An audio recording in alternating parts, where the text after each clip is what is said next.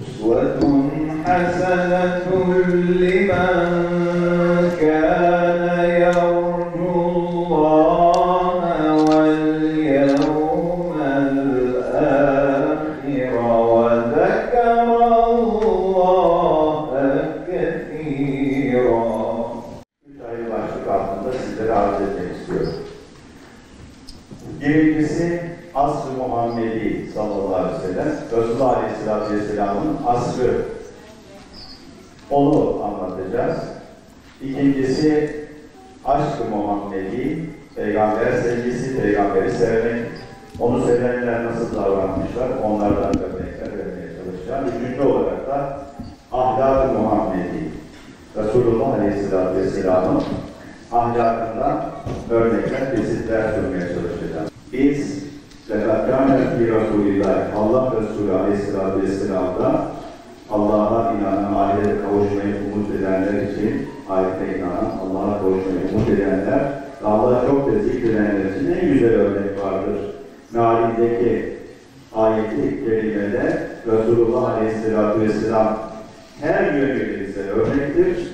Dolayısıyla onun her yönünü bilmemiz bizi ona yaklaştırır, onu sevmemize vesile olur. Kamerayı bugün asr-ı saadette savaşlara değil de biraz da çok fazla öne çıkarılmayan Resulullah Aleyhisselatü Vesselam'ın medeniyet inşasına çevirmek istiyorum. Bir köyde yaşamadı Peygamberimiz. 50.000 nüfuslu, kasabı, pazarı, hapishanesi, meraları, ebesi, doktoru, tüccarı, çarşısı, askeri olan bir şehirden bahsediyoruz.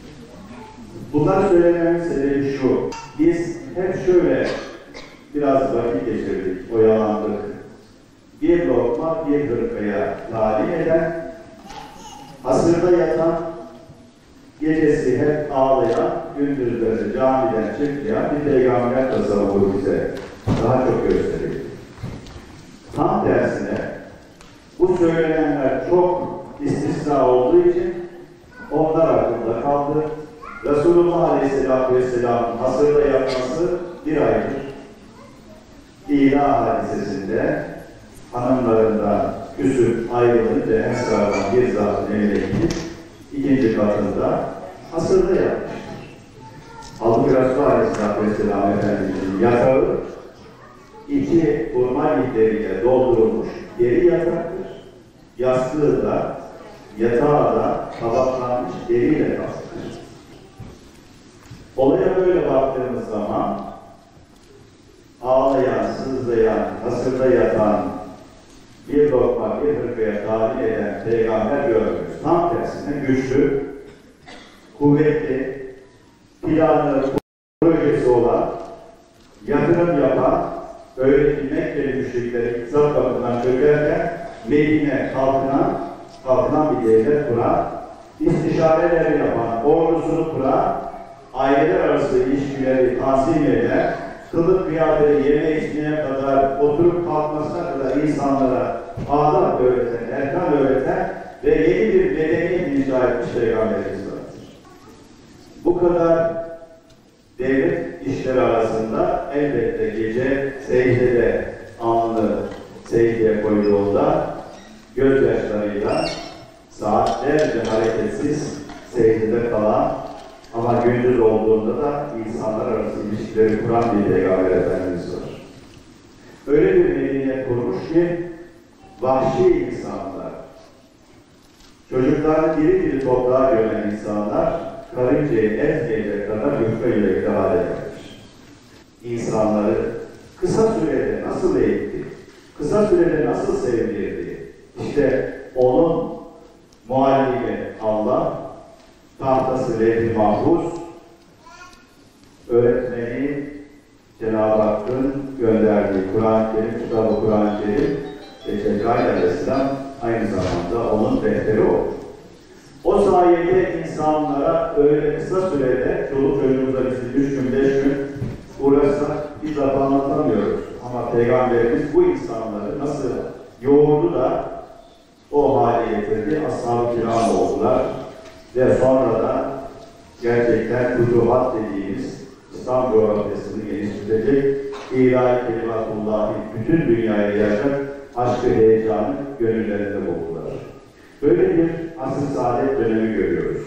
Ve Allah zorla çıkarıldığı şehre muzaffer bir komutan olarak 8 sene sonra onu fetih nasip ederek tekrar Mekke'ye kavuşturdu. Ve Mekke'ye girdiği gün, bugün ayıplamak yok. Çünkü Mekkeliler korkuyorlar. Neler yaptık biz Hz. Muhammed'e ve ordusuna, askerlerine? Biliyorlar. Bugün bizi kılıçlar geçirecek diye korkuyorlar. Bugün kınama günü yoktur. Bugün kınama günü yoktur. Hatta Sa'd bin Muaz sanıyorum. Bugün ölü günü dediği için onu komutanlıktan alıyor. Bayrağı başkasına veriyor sanki. Ve bu duygu, bu davranış pek çok müşrikin, kafirin tekrar İslam'a gelmesine vesile olur. Şimdi aşk-ı Muhammedi'den size örnek vermek istiyorum. Peygamberi Aleyhisselatü Vesselam'ı sevmek ibadettir. Ona itaat etmek Allah'ın emridir. Onu örnek almak Allah'ın emridir. Bir insan peygamberi ne kadar severse Allah'a o kadar yakındır. 3 şey var ki kimde bulunursa imanın tadını tatmış olur. Peki iman tadı nasıl bir şey? Peygamber Efendimiz Aleyhisselatü Vesselam imanın tadından bahsediyor. Demek ki imanın da tadını hissetmemiz lazım. Ama onun için 3 şey bulunması gerekir diyor. Birincisi, Müslümana Allah ve Resulü her şeyden daha sevgili olursa. Demek ki çocuklarımıza önce Allah'ı sevmeyi öğreteceğiz. Önce çocuklarımıza biz anneyi seviyorsun, babayı seviyorsun, yarış yapıyoruz. Halbuki ilk söylenecek şey Allah'ı sevdirmektir. Konuşmasında da ilk telaffuzu Allah belirtin diyor Resulullah Efendimiz Aleyhisselatü Vesselam. Korkutarak değil, sevdirerek bu olur. Ben şunu söylemek istiyorum. Allah'ı ve Resulü'nü sevdireceğiz. İkincisi, sevdiği insanı sırf Allah için sevenler imanın tadını tatmıştır. Üçüncüsü de küfre düşmekten korkmasıdır. Ateşe düşeceğim diye imandan sonra küfre düşmekten korkan insanlar, Allah ve Resulü'nü seven insanlar, birbirini Allah için sevenler imanın tadını tatmıştır. Ama Resulullah'ı sevemezse, bilemezse, tanıyamazsa, Peygamberimizin bizi ne kadar sevdiğini biz anlayamayız. Müminlere karşı düşkünlük derecesinde sevgi besliyor Peygamber. Resulullah'ı aşk derecesinde seversek Allah'a yaklaşmış oluruz. Cenab-ı Hak Peygamber sevgisini bize nasip etsin. Onun ahlakı suretinden de güzeldi. Sireti suretinden daha güzeldi. Ebu Hureyre radıyallahu anh anlatıyor. Kıtlık olduğu yemek gelmedi. Evlerde götürenler olmadı. Aç kaldık diyor. Ama aç olduğumuzu söyleyemez. Namaz için ezan okundu, adımımı attım. Caminin eşiğinde yiyordum, kaldım. İçeri girenler, anlıyorlarsa beni hasta zannettiler, tanımıyorsa dilenci zannettiler herhalde. Ama halim yok ki kalkıp da camiye gidelim, namaz kılayım. Hazreti Ömer geliyor, o gelirken Kur'an'dan bir ayet sordum. Maksadı konuşurken aşkımın hitap düştüğünü anlasın da belki karnını doyurur diye. Hazreti Ömer Kur'an'daki ayetin ahkamını bana söyledi, içeri geçti. Cömertler cömerti Ebu Bekir geliyor, belki halini anlar dedim, ona da kalktım biraz doğru, ya Ebu Bekir, şu Kur'an'daki ayeti bana açıklar mısın, hükmü nedir diye sordum. Anladı belki ama herhalde onun da imkanı yoktu o anda. O da bana söylediği ve camiye geçti diyor. Resulullah biliyor, son çare, kâhmet getiriliyor, namaza durulacak farza, aynısını ona da sorayım demeden bana aç mısın Ebu Hureyre dedi. Açın ya Resulallah. Günlerce bir şey yemedim. Hadi kalk doğru bakalım, tuttu elinden. Gerisini geriye döndük, odasının önüne götürdü. Aç misafir var, evde ne var diye hanımına sordu. Ya Resulallah, komşudan geldi. Bir tas sütten başka bir şey yok. Sütü aldı, gözüne baktı, senden başka da aç vardı dedi. Çağır onları, sesten gelsinler. Arkadaşlar, karnaç olanlar gelsin, Resulullah ikramı var deyince 10-15 kişi geldi. Odasının hane-i saadetlerinin önünde dizildik. Besmele çekti, Bismillah diye bir yudum aldı ve bana vererek sırasıyla herkese sağlıktan itibaren karşılamak içirdi. Her tas aldığımda geri bakıyordum ki bana kalmazsa yine aç kalacağım diye korkarak verdim, içtiler ve sonunda bana da kaldı, ben de içtim. Gözüme nur, yüzüme derman geldi. O gün namazlarım kıldı. Burada ana fikir nedir diye soruyor bu hadis-i şerif, bu hadis nakletmiş. Ana fikir paylaşmak diye geliyor değil mi? Yani evdeki bir tas sütü paylaşmak. O değil. Buradaki ana fikir şudur. Farz bir ibadeti, yani namazı kılacakken namazı erteleyip açı doyurmaktır ana fikir. Farzı erteleyeceksin, nafileyi gerekirse terk edeceksin.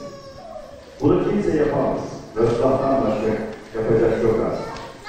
Bizim en iyimiz şunu yaparız. Namazdan sonra görüşelim kardeşim derdik. Ama Peygamberimiz farzı bekletti. Onun karnını doyurdu. Ve din dediğimiz, İslam dediğimiz dinimizin özeti de mübalağasız budur. Dinin özeti insana hizmettir. Allah'ın hizmetine ihtiyacıdır. Fî-sebilillah dediğimiz budur. Allah yolunda olmak budur. Allah'ın bizim orucumuza, namazımıza, haccımıza ihtiyacı var. Bunun insanlara bir ihtiyacı var. Bunu yapacak kıvama gelen Müslümanlar Resulullah'a benzemiş oluruz. Bir batılı yazar, her ümmet kendi peygamberine benzer diyor. Ama bugün ümmeti Muhammed henüz peygamberimize benzeyemez. Çünkü bizim ölçülerimiz başka. Biz tesbihimizi çekerken başkası bizi rahatsız etsin istemeyiz. Toplum olarak en çok dürüstlüğe ihtiyacımız var. Kimse kimseye güvenmez oluyor. Yüzden karşı gülüyor, arkadan kuyusunu kazıyor. Onun için el-emin Muhammed Aleyhisselatü Vesselam bizim için çok önemli. Ondaki bu güveni, ondaki bu dürüstlüğü almadıktan sonra ümmeti Muhammed'e kimse tenezzül etmez. Peygamberi kimse sevemez. Niye peygamberi karikatür yapıyorlar? Kafir yapacak ama suç bizde örnek olamıyoruz. Müslümana bakıyor, peygamberi de öyle zannediyor. Yalan var, dolan var, hile var, gıybet var, dedikodu var, korkaklık var, tembellik var. Müslümanlar öyle zannediyor. Değiliz. Peygamberimize benzerlikte değiştireceğiz inşallah. Allah Teala onun ahlakıyla ahlaklanmayı nasip etsin. Yaşayan Kur'an'da o, biz de Kur'an'ı ne kadar yaşarsak, Resulullah Efendimiz Aleyhisselatü Vesselam'a güzel ahlakına benzemiş olacağız. Ya Rabbi, bizi imandan sonra küfre düşenlerden eyleme.